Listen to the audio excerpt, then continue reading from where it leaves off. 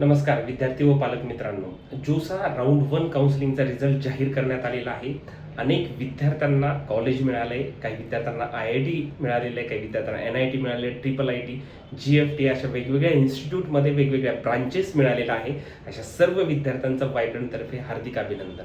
व्हायब्रंटमधील आम्हाला सांगायला आनंद होत आहे की अनेक विद्यार्थ्यांना चांगली ब्रांच IIT मध्ये मिळाली, काही विद्यार्थ्यांना NIT मध्ये मिळालेली आहे, ट्रिपल IIT मध्ये चांगली ब्रांच मिळालेली आहे. अशा सर्व विद्यार्थ्यांचं पुन्हा एकदा हार्दिक अभिनंदन. आता ज्या विद्यार्थ्यांना सीट मिळालेली आहे राऊंड 1 मध्ये, तर त्या विद्यार्थ्यांना आता पुढची स्टेप काय आहे, त्यांनी काय केलं पाहिजे, एक्झॅक्ट प्रोसेस कशा पद्धतीने आहे, मी पूर्वी व्हिडिओ केलेला होता, थरली त्याच्यामध्ये सर्व सांगितलं होतं. आता महत्त्वाचा वेळ आहे की राऊंड 1 नंतर पुढची स्टेप काय उचलली पाहिजे. आणि दुसरी महत्त्वाची गोष्ट, ज्या विद्यार्थ्यांना सीटच मिळाली नाही त्यांच्यासाठी काय, ह्या दोन गोष्टी अगदी क्विकली मी सांगणार आहे. बाकी सर्व विद्यार्थ्यांचा आपण 1 to 1 कॉलिंगवर आम्ही सर्व त्यांना गाईड करतच आहेत. आता महत्त्वाचं बघा, ज्या विद्यार्थ्यांना सीट मिळाली त्या विद्यार्थ्यांनी काय केलं पाहिजे. तर पहिली गोष्ट काय सगळ्यात महत्त्वाची, that is seat acceptance fee, SAEF. ठीक आहे, सीट ऍक्सेप्टन्स फी ही पहिली महत्त्वाची गोष्ट आहे, जी की 26 तारखेच्या आत आपल्याला या सर्व प्रोसेस करायच्या आहेत. मी ज्या सांगतोय ह्या सर्व प्रोसेस तुम्हाला 26 जूनच्या पहिले राऊंड 1 साठीच्या प्रोसेस आपल्याला करायच्या, ज्यांना सीट अलाउड झालेली आहे जोसा काउन्सिलिंग राऊंड 1 मध्ये. आता SAF म्हणजे काय, तर सीट ऍक्सेप्टन्स फीस, म्हणजे तुम्हाला जी सीट मिळाली त्याच्यासाठीचं ऍक्सेप्टन्स फीस तुम्हाला पे ऑनलाईन करायचं आहे. मग त्याच्यासाठी काय आहे, तर ज्या विद्यार्थ्याचा कॅटेगरी आहे जनरल आहे, ठीक आहे, जनरल कॅटेगरी आहे, EWS आहे किंवा OBC आहे, अशा सर्व विद्यार्थ्यांना किती पेमेंट करायचं आहे मित्रांनो. अशा सर्व विद्यार्थ्यांना 30,000, गेल्या वर्षी 35 होतं, आता 30,000 फी पे करायची. यातलं 5,000 फीस काय असतं, तर जोसा काउन्सिलिंगचं जे तुमचं आपलं प्रोसेस आहे कंडक्ट करतात त्याच्यासाठीचं 5,000 फीस त्यांची असते. आणि रिमेनिंग फीस हे तुमच्या फर्स्ट सेमिस्टरच्या फीस मध्ये कन्सिडर केलं जातं कॉलेजच्या. ठीक आहे. आता जे विद्यार्थी SC कॅटेगरीमध्ये आहेत, ST कॅटेगरीमध्ये आहेत किंवा या सर्व कॅटेगरीमध्ये ते PWD विद्यार्थी आहेत, म्हणजे त्याच्यामध्ये कुठलाही जनरल PWD असू द्या, EWS PWD, OBC, SC ST PWD असू द्या, SC कॅटेगरी, ST कॅटेगरी आणि सर्व कॅटेगरी मधला जर कुठला विद्यार्थी PWD म्हणजे पर्सन विथ डिसॅबिलिटी असा विद्यार्थी असेल, तर त्या विद्यार्थ्यांना सीट ऍक्सेप्टन्स फीस आहे 15,000. ठीक आहे. ओपन EWS OBC ला 30,000 चं फी पे करायचे आणि SC ST PWD च्या विद्यार्थ्यांना 15,000 ची फी पे करायची. आणि ही कंपल्सरी गोष्ट आहे, सीट ऍक्सेप्ट करूनच आपल्याला पुढे जावं लागतं. हे झालं आता सीट ऍक्सेप्टन्स फीच्या बाबतीत. ठीक आहे. मग दुसऱ्या याच्यानंतरची महत्वाची गोष्ट काय आहे की आपल्याला जे ऑप्शन्स आहेत ते एक्झिक्यूट करावे लागतील. म्हणजे काय, त्याच्यामध्ये स्लाइड, फ्लोट का फ्रीज हे सर्वात जास्त महत्वाचं आहे. ठीक आहे, तीन गोष्टी महत्वाच्या, seat acceptance fees, option executive करणं आणि तिसरं ऑप्शन म्हणजे डॉक्युमेंट. ह्या सर्व खूप महत्वाच्या गोष्टी आहेत. आणि मी फ्रीज फ्लोट बद्दल तुम्हाला पुन्हा एकदा सांगतोय, आधी पण सांगितलेलं आहे. आता लक्षात घ्या, तुमच्याकडे 3 ऑप्शन्स आहेत. पहिलं काय, हा ऑप्शन फ्रीज बद्दल आपण थोडं डिस्कशन करूया की फ्रीज कोण करायला पाहिजे.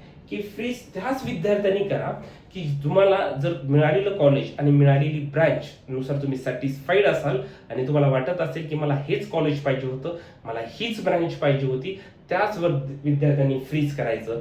फ्रीज केलं म्हणजे तुम्ही लॉक झालात आणि तुमचं ते कॉलेज फिक्स झालं, तुम्ही त्या कॉलेजचे झालात असं समजायचं. आणि पुढच्या राऊंड मधून तुम्ही सर्व प्रोसेस मधून बाहेर पडतात. ठीक आहे, पुन्हा कॉलेज जाऊन जॉईन करणं हीच प्रोसेस विद्यार्थ्याकडे अवेलेबल राहते ज्यांना फ्रीज.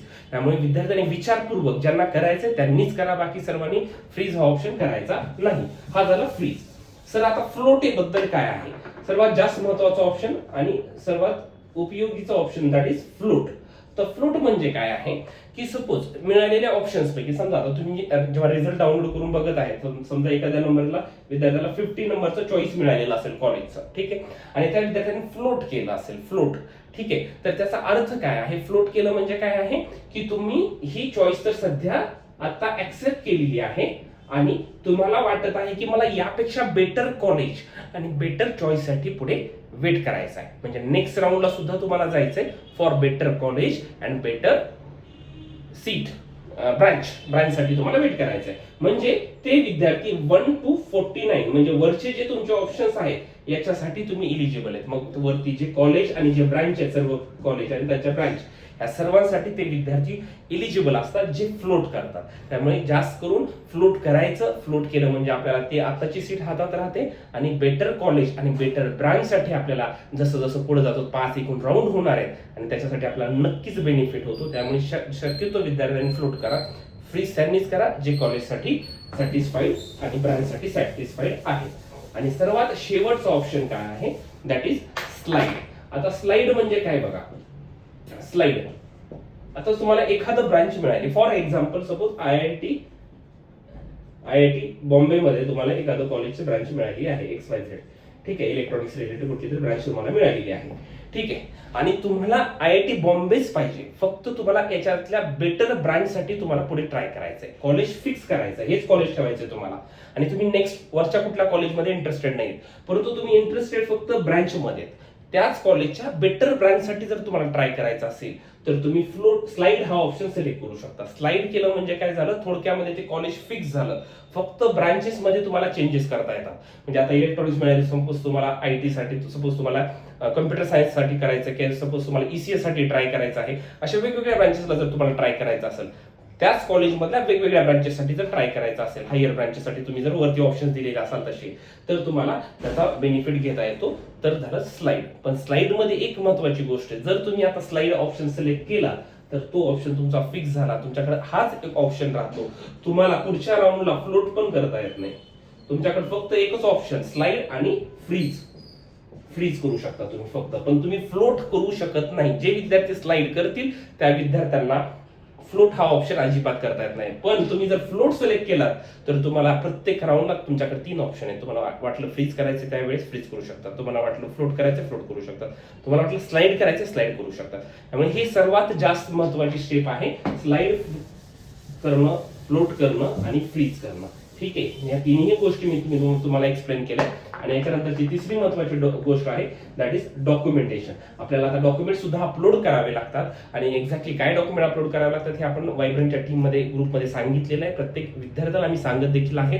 महत्वाचे डॉक्युमेंट सर्व आहेत, त्याची लिस्ट आम्ही पाठवलेली आहे. महत्वाचं मेडिकल फिटनेस सर्टिफिकेट एक असतं, ते सुद्धा तुम्हाला लागेल.